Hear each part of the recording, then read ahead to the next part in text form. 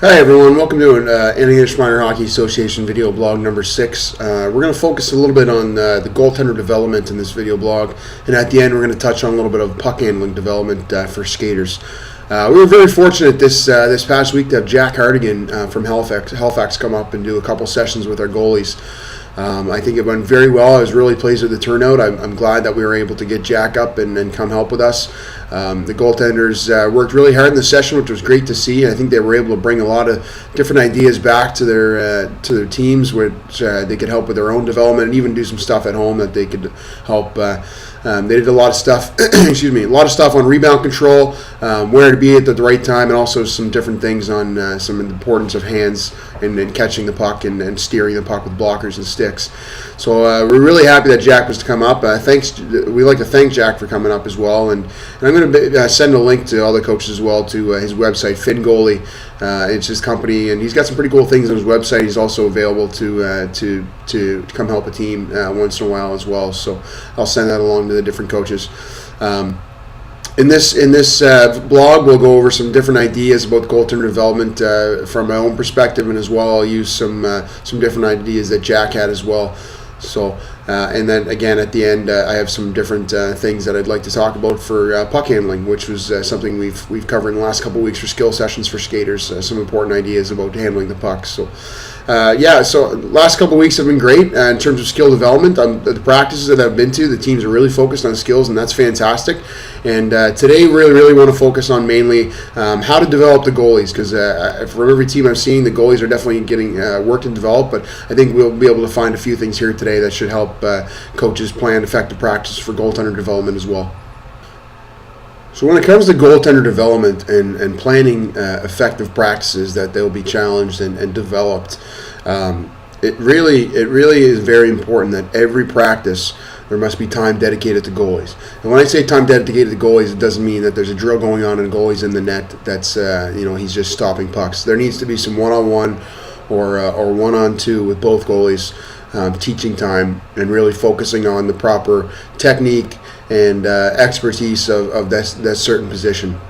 So really, it's on us as coaches to help our goalies develop. So we've got to take it upon ourselves to almost research the position and learn as much as possible so we can help. And it's just as simple as learning a couple simple drills. The two documents that the coaches received at the start of the season, the practice planning guide and also the evaluation guide, both of those have several goaltender drills in. That are working basic movements that progress to getting a shot, some battle drills, some rebound drills. So I think it's very important that if we're able to look at those and maybe get a couple, I think the goalies would really benefit from that in terms of development. I think the skills development for skaters has been tremendous this season. A lot of teams have been doing it very well. We just need to make sure that the goaltenders are getting their proper time as well.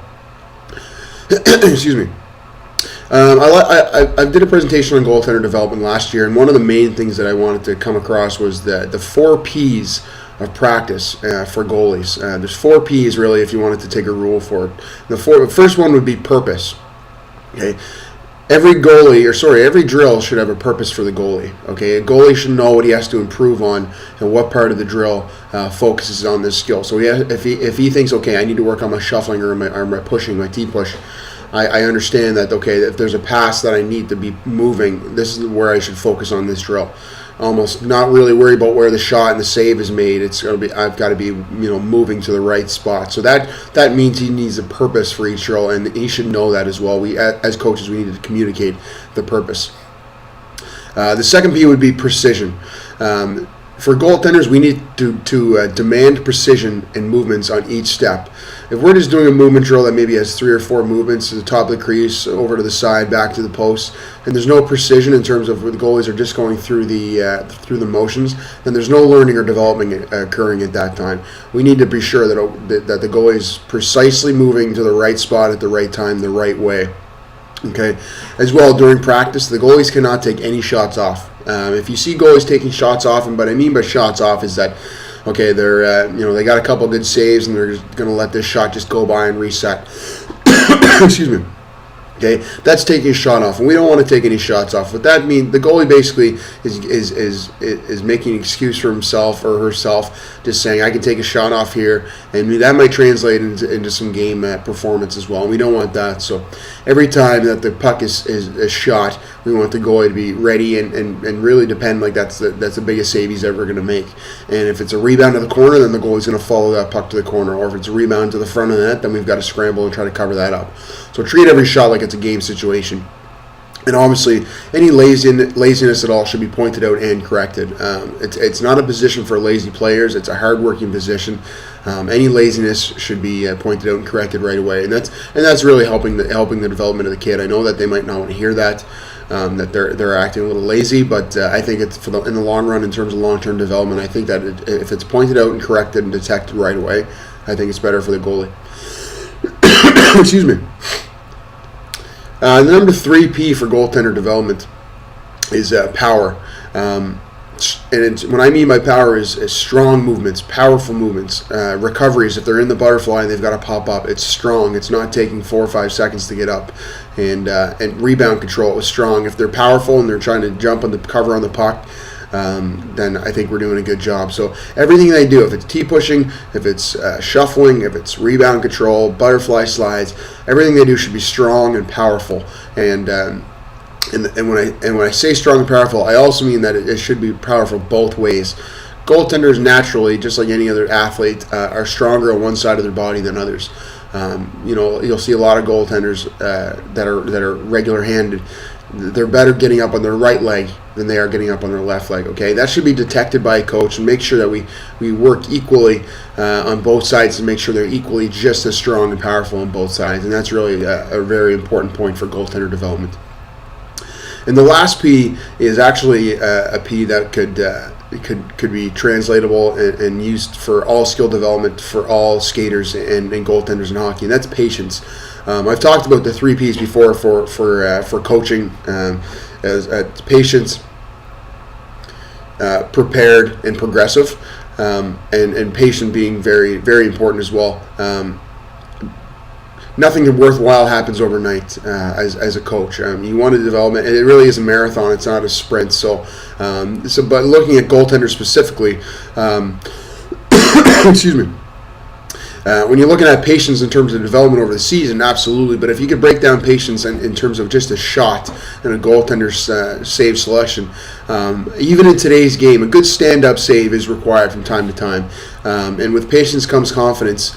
And by doing that, the goaltender can get a little bit more used to working on reading shot releases. If they think they can stand up and they can save it in their chest, then that's shown great patience, and they're confident by doing that. A good way to try working on a shot release. Sometimes it's hard to really explain for a goalie. Say, stand up on this, stand up on that, because hockey's not a black and white game. It's a very gray area game, so it's really hard to get parameters that way.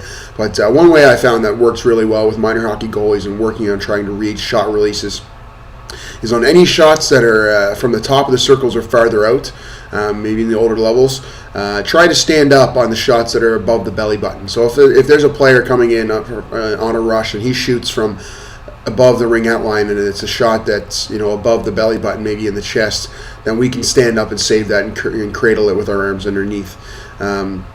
If it's anything lower than the belly button, if it's waist height, then we can go down and into our butterfly or whatever position you'd like, and we can cradle it in our chest then.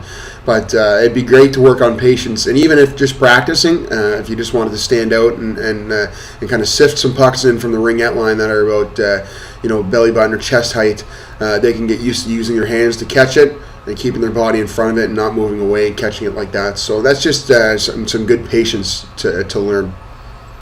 So those are the 4 Ps of practice for goalies. It's very important that we really focus on our goaltending in practice. And if we can always plan a practice with these 4 Ps in mind, purpose, precision, power, and patience with our goaltending development, and give our goalies proper time to develop and practice, I think the goaltenders will improve and gain confidence in their position.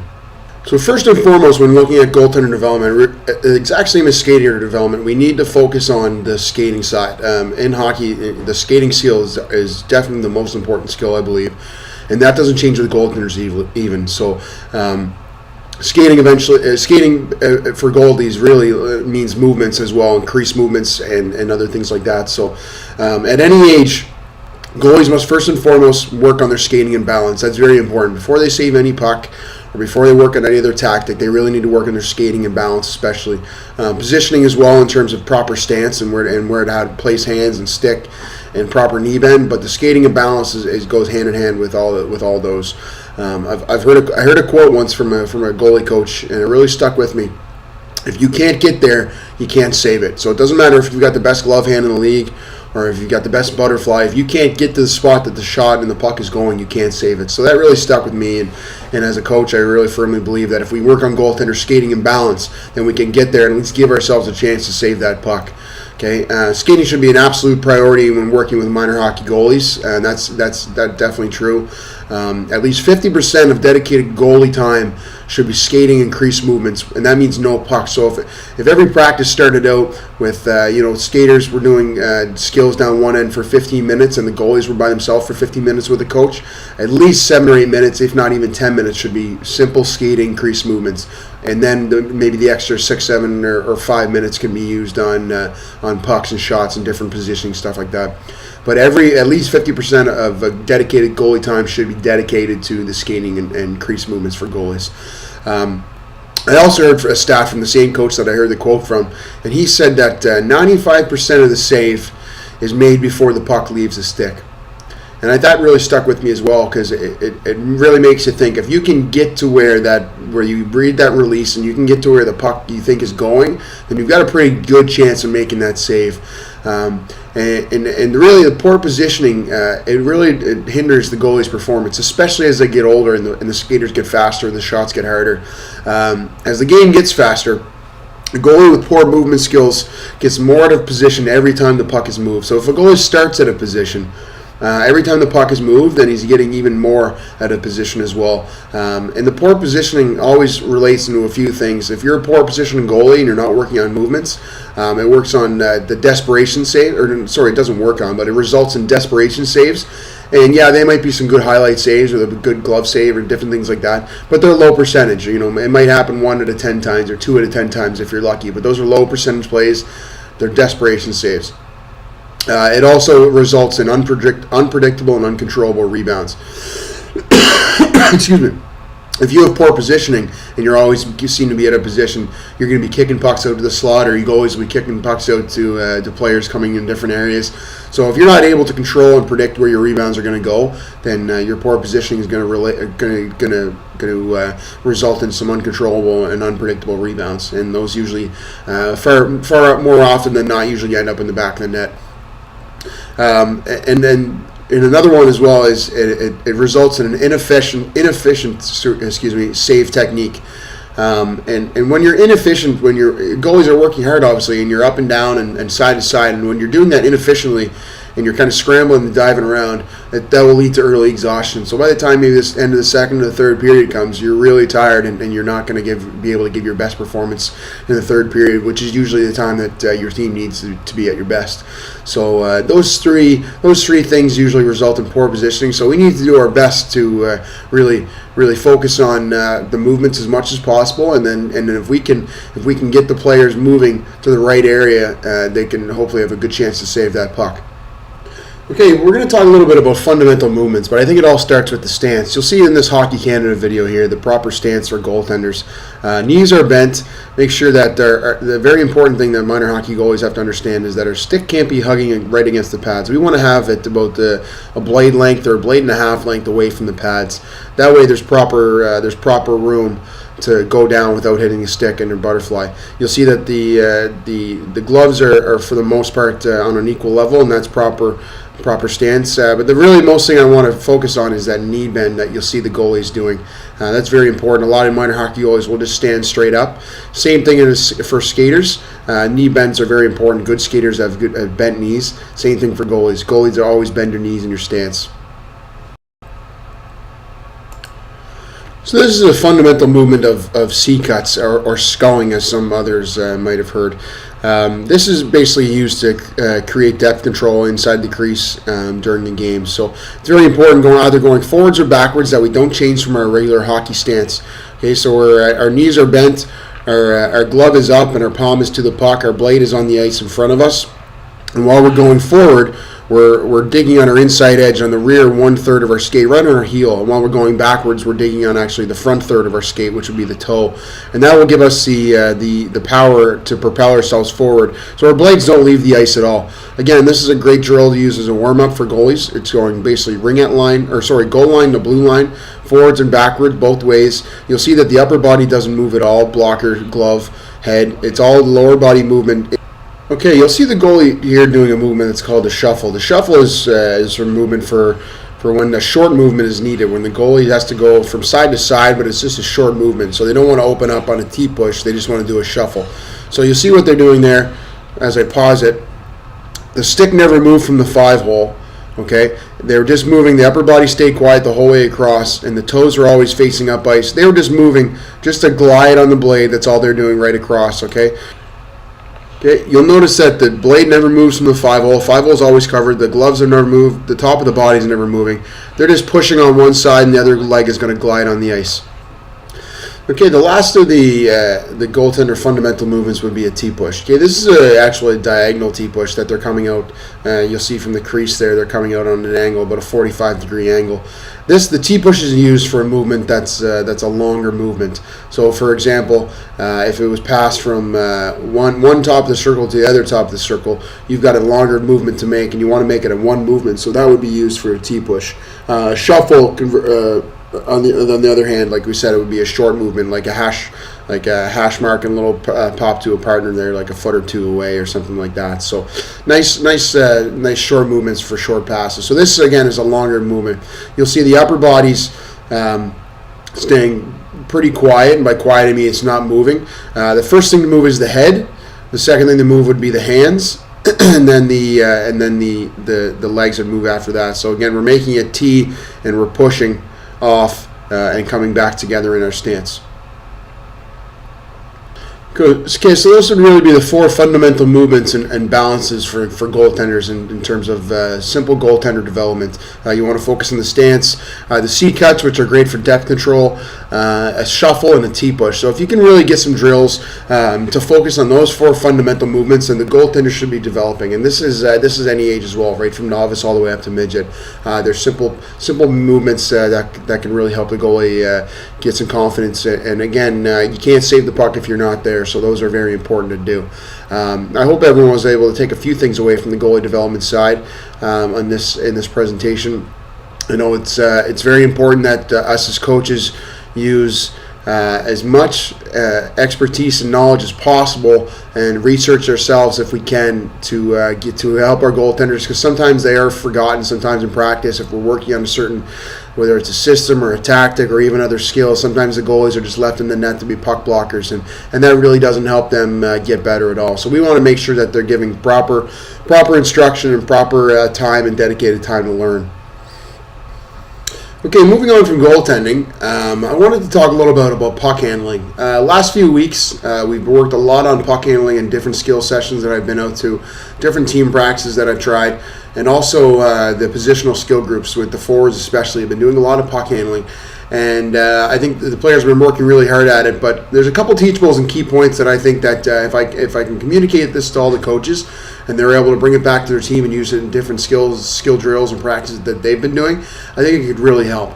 I've always told the kids that there's 4 H's of puck handling. I know they've got a lot of different letter combinations with the 4 P's of practice and the 3 P's for coaching, but I think that these 3 H's for puck handling would really help kids, and they're starting to get the hang of it. The first one is head. Okay, that means head up. Always head up. Keep your head up when you're puck handling. You don't want to look down at the puck. When you look down, it's not safe. Okay, if you can get used to stick handling with the puck with your head up, I think that's going to give you a little bit of confidence. It'll give you a little creativity as a player, and it's a very good habit to have. The second one is hands. I'm going to grab a stick just to show you. The hands, a lot of times when players will handle the puck, okay, they'll have their hands like this, and when they're in a hockey stance, okay, when they have their hand all the way low like this, all right, what it means is that they're going to be bent over at the hips. They don't want to be bent at the hips. They want to be bent at the knees. So we want our hands close. Okay, so we want our hands as close as possible. Not close like this, but a good puck handler, if you ever watch Patrick Kane and Sidney Crosby and those guys on TV, they're handling the puck when their hands are close. Okay, so that would be the second H. We don't want it all the way down. And when they're nice and close, you'll be able to, a little more range of motion, and be able to freely move your wrists and handle the puck. Okay, so that would be the second H. First H, head. Second H would be the hands, in terms of getting the hands close. And the last H is the heel. And what I mean by the heel is that's where we want to handle the puck on the stick. All right, there's time and place for using our toe drag and stuff. But when we're really just learning how to handle the puck properly, we want to get it on the heel of our stick. And there's a little 4-finger rule that I like to use. So I get the players, excuse me, I get the players to take their glove off, their top hand glove off, and put 4 fingers starting where the tape starts on their blade. Okay, and if we can get used to having the puck in that area that the 4 fingers are covering, okay, that's basically having the puck on our blade, or puck on the heel of our blade. Okay, it all depends on also where your tape is. If your tape is up here, starts here, or if it starts up here, then that's different. But if you can find right where the heel starts, and then have the 4 fingers in that area where the puck is, that's where you're going to get the most control and the most feel for the puck. If you're having it up here on the toe, you're not going to have a lot of control and feel. There's obviously different tactics like toe drags and things like that, but if you can get it on the heel of our stick. Okay, so first one is head up, second one is hands, keep them close, and the third one would be on the heel of our stick. One drill, or one thing that I got to do last year with a couple teams was to work on having the puck on the heel, was using broken sticks. I know sometimes, like this stick is broken right here, broke right across the halfway through the blade. Okay, so I looked at that stick and I said that could be a good skill development tool, because when you're stick handling with that stick, with a puck, you're forced to keep the puck on the heel, because the stick really only has a heel. It doesn't have a toe. So if you ever any of your team has any broken sticks at home and they just broke right across the blade like that, make sure that they keep these, because these are great tools, and also to use at home. If you're able to bring them to practice maybe, and even if you had 4 or 5, you could do a little station with 4 or 5 players and then switch them out for another station. We've done it with different groups at multiple ages, even at the university level. And the players, after about 5 minutes of handling the puck with this stick, or a stick that's of the like, after they go back to the original stick, they can't get over the feel how big their blade feels now, and it's like they can't lose the puck if anyone even tried to get it from them. Okay, so it's a great tool to have. And if you ever had some old sticks lying home that you're not using, there's some old broken wooden ones, cut the blade in half just like that, and that way you're able to hold the puck just on the heel of our stick, and it gets you used to stick handling and controlling the puck on the heel. The other one that I've had some success with in the past is use of PVC pipe. And what that does, we put it right over the stick, okay, and we put our bottom hand over the pipe. Okay, our top hand would hold, excuse me, our top hand would hold the stick in a regular spot, but our bottom hand would essentially hold the pipe. So really, we're not getting a grip on the stick with our bottom hand; we're gripping the pipe. As a good skill to get older in terms of development is have a loose bottom hand. That way, if you're using your toe or you want to go side to side, your bottom hand can slide. So this essentially strengthens the top hand, because the top hand is really the only one that's handling the stick, handling the puck. And it also, you can start by bringing it, having a puck out, and then bringing it back in. Okay, and you'll see what I'm doing by moving my stick like that. That bottom hand is loose. Okay, even side to side. Okay, bottom hand is loose. And the pipe is just going up and down the stick. So I'm not really getting a grip on it. It's strengthening the top hand, and I'm getting used to having a good loose hand, which is great for skill development for puck handling. So that's just a couple of great things that you can use in your practice. Again, this is just I got about 4 feet of PVC piping one day. I cut it into about 3 or 4 inches, just like that. I think this is just about an inch, maybe a 2-inch pipe. An inch and a half will fit as well on some junior sticks maybe, but these are great tools that you can really do by yourself, and it doesn't cost a lot of money to do. Also with the broken stick, if you have some lying at home, or your players on your team has lying at home, cut the blade off if right in the middle, and that'll force you to keep the blade on the stick. So those are just a couple ideas and couple notions that I've been trying to communicate to the players a lot as of late. The 3 H's again: head. Always keep your head up when you're stick handling the puck as much as possible. Hands. Keep your hands close. That'll give you the free range of motion. to roll your wrists. You don't want to be have it too far down the stick because it'll be bending at the hips. You want to bend at the knees, not at the hips. And also heel. Have the puck as much as you can on the heel of your stick. That's where you're going to get the most control and the best feel for the puck. Okay, the last thing I want to do today is show you a couple websites that are fantastic for coaching development, and they're great resources to help that you can bring some ideas back to your team. I sent you the link last week for this Hockey Canada Drill Hub. It's a new kind of project that Hockey Canada has started, and it's fantastic. What they're doing here, basically putting all their drills that they have in different categories, and you can go find them. You can get the PDF that you can save it, and you can also watch the video. So if we wanted to find a skating agility warm up, we can go in, we can look at the PDF. Okay, we can save that to our hard drive. Okay, we can click on the video, and that'll bring up the let me see here. There we go. That'll bring up the link to the actual video of the warm-up. And so this is a great resource, or we can go in and look at the drills, see the PDF, see the explanation, and the best part is you can actually go into the video and see what they're doing. This agility one, they're just crossing over and glide stopping on their inside edge. Okay, you see Corey McNabb in the background is a fantastic development guy for Hockey Canada. He's been doing it for a long time, and he's really the guy that comes up with all this stuff. Same thing here, backwards. This is a great crossover drill, working on that big push-off and the glide and control on that inside edge. Okay, as I close this, you can go up and then you can look at all the categories. Okay, so we talked about puck control today. If we can find some, excuse me, some puck control videos. Like this puck, maybe a puck protection. We'll watch the drill on this.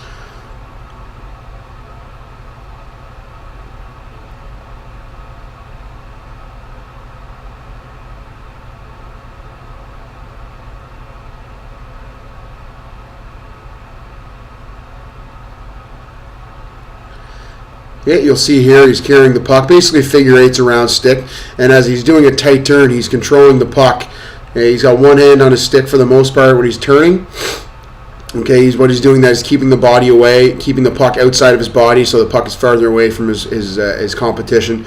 Okay, so that's just a simple drill for puck protection. And that's just an example of all the stuff that they have on this website. It's a great resource to have for coaches. You can see all of them. They've got some small area games, which are fantastic. Some age-specific ones, some goaltending ones, which are very important. And this is a great complement to our already successful drill draw program that we've been using as coaches as well. And these are great to just go in and check and maybe try something new. Another one I wanted to show you was a little more on the dry land side of it in terms of skill development. But USA Hockey has this this dry land training program on their website, and they've got age specific. This is 8 and under. This would probably be novice and under. This is 10 and 12, which would be Adam and Pee Wee, and then the phase 1 and phase 2. Excuse me. And on the menu here, you can see what they've got for off-ice development or off-ice workouts, some different things like age-specific things you can do with your team. But the one thing that I wanted to focus on was this pass, receive, or shoot, and the puck handles. Okay, these are great little drills that you can do, and I talked about the PVC piping, and Hockey USA has this PVC pipe in here as well. So focus on the loose bottom hand, like we talked, the expansion of reach, the cupped blade, and the top hand control, which is essentially what I said for that PVC piping that really works. I think that the best way to do it is when you go through these drills, you actually are able to see the setup. Sometimes use the cone, they show you where your feet should be, and you can use different things, use different ideas to read the technique on how to do it. There's no videos accompanying this one, but I still think that they're pretty easy to look. You look at the toe drag one for the atom level, basically having your feet here, having a cone, and having a puck or a ball if you're off the ice, and it's up and back and up and back. And this one would be in and out and in and out. Okay, it's just perform the movements in tight. The hands are wide, so their hands are wide when they're in tight, and when a ball is pushed out, the hands will be close. So that's again focusing on that loose bottom hand, the movements of the bottom hand. Okay. These are great drills. You can also even do them on the ice if you wanted to do a station with them. So I think these are great little ideas that you can use, again, even with the novices. Some different things, figure eights, wide dribbles, soft touches. These are fantastic little stick handling drills that you can use. I know if a team wanted to do an off-ice workout, then maybe you can do some skill development in the off-ice workout as well. Okay, that's it for today's video blog. I really appreciate everyone watching. Hoping they were able to take a few things away, especially for the goaltender development. It's an area of importance, I really believe, and also some thoughts on the puck handling side for skaters as well. Now it's hard to believe that we're already in December and we're at basically a midpoint of our season. I'd really encourage and hope that most of the coaches can go back in their evaluation guide they received at the start of the season and fill out their mid-season assessment. Hopefully everyone has filled out their preseason assessment, and they can use that as a gauge to really judge where they're at.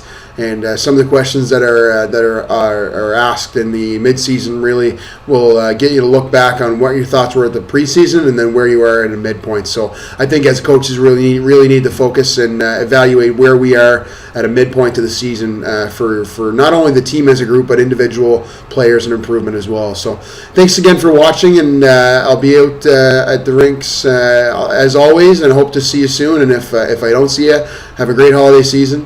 And we'll see you in the rinks as soon as possible.